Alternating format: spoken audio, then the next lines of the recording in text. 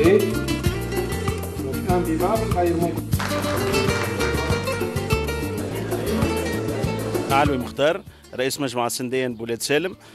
دخلت في البي ان اف ال هذا نتاع نفذ في نطاق التشارك نتاع 4 مجامع نتاع التنميه بالتعاون الالماني. والتعاون هذايا خلق لنا ديناميكيه نتاع فرصه لترويج المنتوج نتاعنا اللي متمثل في زيت القضوم اللي وقع اكتشافه حديثا، وتم العمل عليه بأحسن جدية، وكان مردود إيجابي على المنتفعين بالمنطقة. زياد نصري، فلاح من منطقة فرنانة، فلاح تربية أبقار.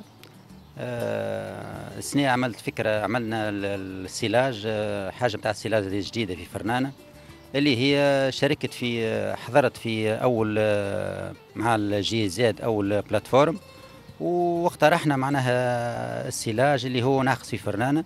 وفروا لنا الماكينه بتاع السيلاج وقمنا بالسيلاج هذا، والتجربه كانت ناجحه برشا. الجي زاد كان لها فضل كبير اللي دخلت الفكره هذه في المنطقه هذه، وان شاء الله تكون معناها منطقه نتاع تاثير على مناطق اخرى. مدام يوسي فاطمه، جو سوي شارجي دو لا فيغاليزاسيون فيمينين في السي ار دي اس ديالنا. كي جا البروجي هذا بروجي باد، مشيت حضرت معاهم في اللونسمون، في المرور، في الافتتاح. حضرت معاهم كي لقيت الفليير نتاعهم يعني يخدموا الفليير الزيتون. اقترحت بويسك جو سوي شارجي دو لا فام رورال، اقترحت انهم ما نجموش نعملوا حاجه للمراه الريفيه.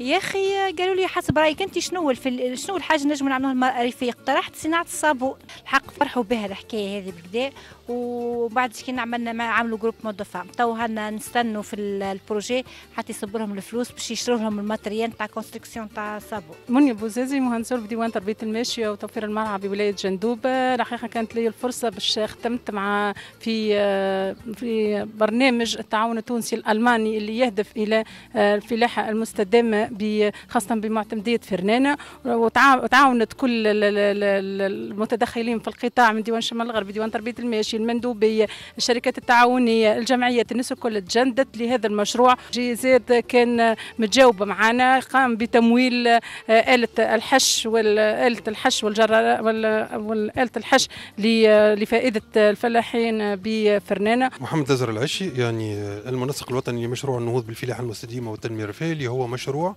يندرج ضمن التعاون الفني التونسي الألماني. المشروع هذا يعني المبدأ الأساسي نتاعه هو تنمية القدرات الوطنية في مجال الفلاحة المستديمة، وكذلك يعني جاء يعني بمقاربة تشاركية تجمع جميع المتدخلين في القطاع حول منظومة فلاحية معينة. تقريبا هذا هو يعني الاكسيون اللي موجودة في المنطقة هذه، منطقة الشمال الغربي.